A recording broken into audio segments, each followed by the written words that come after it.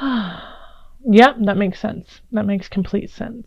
Because I accidentally pulled an extra one. So let's put it in the center. If I have to pull clarifiers, I will. All right, so at the center of January, we have the Seven of Wands. So that is, standing up for yourself, for what you believe, even though it's really difficult. And a lot of people aren't there on your side. Like, you feel very alone, in your beliefs and what you believe to be true. And it's worth fighting for, though. It's worth fighting for, because in a way, if you don't fight for it, you won't find your happiness. You won't find your celebration. So you're standing up for yourself. You're standing up for what you need to do, even though people don't get it. People don't get why you're doing what you do. But you're doing it with passion. You're doing it with vigor, and you're doing it with a clear conscience and a clear heart. And you know that without doing this, if you don't do this, you won't get to where you want to be. So January will be, challenging in that regard of, standing up for yourself. But, the thing is what you want to stand up for. And that's huge. You're not just going, well, I don't know if should I not, should I just back down? You are very clear, and you're like, no, this is worth it to me, and this is important, and I'm going to fight for it, because this is my joy, and this will be my future joy, and I'm not going to let anyone take it away. So that's really powerful.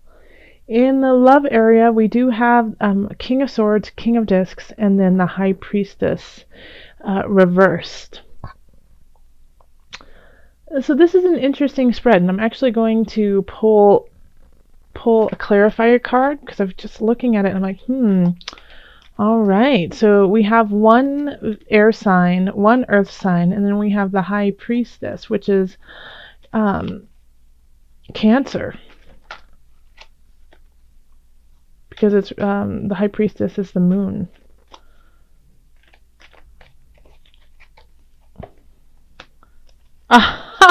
Isn't that wild? Okay, so then the moon comes up. The moon is actually ruled by Pisces, but that's I love it when that happens. Okay, so I do feel like this High Priestess is definitely a Cancer. Okay, so this is kind of a love triangle here. So Leo, you might be really vibing with somebody, enjoying someone's presence, but and you're not necessarily with them. You're not dating them, you're not married to them, you don't have a relationship with them, but you want one, because they can just pull out these emotions of yours. And it's kind of confusing to you, because it's one moment you feel really connected, and then the next moment you're kind of like stepping back going, hey, what just happened? How did I end up here? Where am I? But this is a feeling of people wanting to get to this High Priestess, that she or he is the center, and you want to know more about them. You're intrigued by them and drawn to them, but so are other people, and there's somebody else who's also intrigued, and so it's going to be kind of like this love triangle, in a way of like, who's going to get to the High Priestess. Now the High Priestess is in reverse, so I think she's kind of she or he is not aware that you're interested, or the other person's interested. She's kind of working through her own stuff, and she's also kind of going into this emotional web of life, the tides going in and out, but she and that's taking a lot of her time. I keep saying she, and the only reason why is because it's a High Priestess, but it can be a male. And so she just is in like a complete different world than the swords and the disc. And I'm drawn, Taurus. I mean, actually, Taurus, I'm sorry, I was thinking of Aries for a minute, but this is a Taurus reading. And the Taurus, this is you, King of Discs. That is absolutely you. That's an earth sign. So, I think there's somebody who is out there, the King of Swords, who is air sign. So that's Libra, let me see Aquarius, Gemini. And so you're going to have to, step up your game, because somebody else is interested. And you know what I get with the sense too of people who are attached, who are married, who have a very solid relationship, you're still going to be drawn to someone or something. And it doesn't necessarily have to be like this, oh, love of my life, I must be with them and divorce who I'm with. It's just you're intrigued, and they're playing, I wanted to say playing with your heart, but they unintentionally they're playing with your heart. They just have this pull, this drive. And I'm sorry if you hear pounding right now. They're doing some construction next door, and it's a little loud. So I apologize about that. All right, so then we have the Emperor, and that's love. Now let's move on to career. We have the Emperor, Two of Discs, and the Knight of Wands.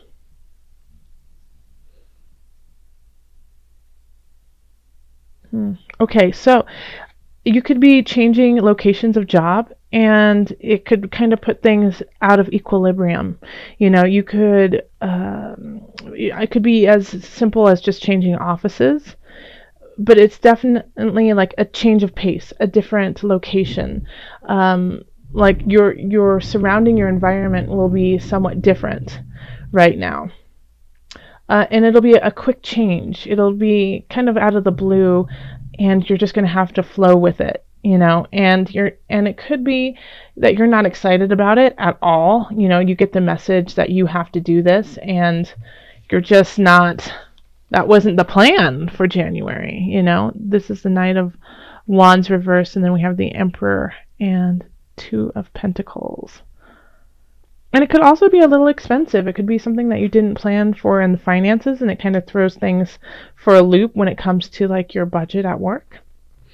But in the long run, the Emperor is doing things for the embetterment of his kingdom. So this is something that needs to happen to make the kingdom better, to make your space better, to make your job better. So even if it's annoying right now and it's cumbersome and you don't want to do it, this change, this shift it will make it better in the long run. In finances, we have the Page of Swords, Two of Swords reversed, and then the Unconscious reversed. Something is going on financially that you are unaware of. So if you do stocks and stuff like that, I would check them and make sure everything is afloat, because there's something that you don't know about that is really affecting financially, and you need to know about it, and because it's going to take you a while to decide how to react to it and what to do. Yeah, and somebody's going to let you know. Somebody's going to let you know that something's up and something's awry, and you need to take a look at this, or you could lose a lot of money. But it's going to take you a while to decide how to react to it, because it feels like it's pulling you away from your heart space. It's pulling you away from your gooey center. So financially, and we have a lot of swords here. We have two swords, and then we have a major arcana. So this is kind of faded. This is big energy. You don't really have a choice of it happening. It will happen, and the only thing that you have the choice about is how to react to it. But I would say you need to decide. Even if you feel I wouldn't decide at the beginning of January. I'd wait until the end of January, since we have Mercury retrograde. Yeah, but you can't stay in this like dreamy kind of state, this like place where there are no boundaries, and you're like, oh, it'll work out on its own. Taurus, first, I can't even imagine you saying that coming out of your mouth. But in a way, I feel like that is how you're protecting yourself from actually having to do anything with it. It's just being like, what will be, will be. And so then you're kind of allowing yourself to get off the hook in a way. But you are going to have to do your bull Taurus, make a decision, even if you feel paralyzed with fear over it. because that's what will happen. You will manifest that the more negative if you just do nothing. So make sure that you do something by the end of January over this financial situation. I think it's going to be definitely more mental. It's going to be like you heard something from somebody about a situation, and so now you have to deal with it literally mentally. You have to like use your mind to come up with a decision. You can't just like click something on the computer, send some money, and that's it. You have to actually strategize about how to solve this problem. And then in health, we have transformation reversed, wheel of fortune upright, and then the empress reversed. So you need to change something up in your body, in your health regime. It's just not working anymore. You know, it's really flows with some of the things that are going on. Because we have the Wheel of Fortune, which is a positive card no matter what in my readings. It's expansion. It's taking the good and going forth, with it and making it bigger. However, the Wheel of Fortune can also be taking negative aspects and expanding them too. But the wheel always turns, so that's the beauty, is that even if you are in like this space where it doesn't feel healthy, it doesn't feel good, the wheel will change. The wheel will always change, and it's up to you to change it in your favor. But you definitely need to shift up your regime. Like, what you're doing is not working anymore. So if you're like always running 2 miles and then you lift weights for 10 minutes and then you drink your smoothie, which is great, it's awesome, but your body is now used to it and it's not doing anything for it. If you always meditate, in the morning, and then you have orange juice, and then you do a little bit of yoga, it's all of those things are fabulous things to do, but you're making it monotonous, and so you're not gaining any extra thing from it because you're just doing it off of muscle memory. So I would suggest shifting it up a little bit, doing something new, surprising your body, surprising your muscles, surprising them in a way that, so they don't expect it. Like, you're like, all of a sudden, instead of doing yoga, you go do like, Tai Chi, or, take a dance class, or do a hardcore cardio something or other.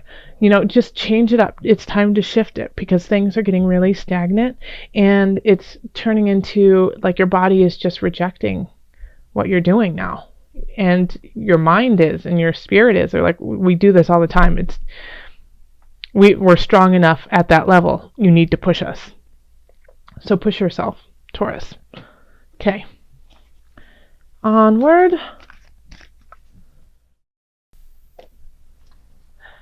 And this is Rainbow Forgiveness. This is such a beautiful card. I love this card so very much. Okay, so with the rainbow, with forgiveness. Okay, yeah, so, it's like there's nothing overarching that's like somebody's trying to do something bad to you. And so I'm going to say, Taurus, that when I've gotten this card a few times, and lately this has always been what it is for everyone, is to forgive yourself, okay? To forgive yourself for not seeing the situation, this financial situation earlier. It's okay, divine timing, you'll solve it. You just have to keep pushing forward. Forgiveness for, why do I love this person? Why? It's like, why am I choosing them? Forgiveness. Know that this person has a lesson you need to learn, and it's beautiful. Divine timing. Think of all of the divine timing. Like, why doesn't anyone understand why I'm fighting what I'm fighting for? This is my beauty. This is my celebration. Forgiveness.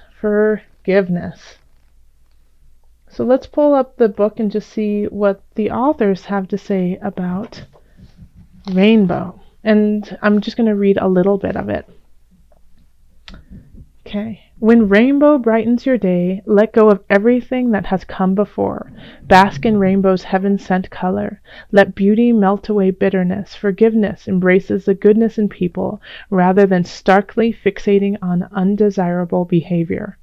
When we don't forgive, the bottled up, bilious anger festers in our heart and constricts our capacity for joy.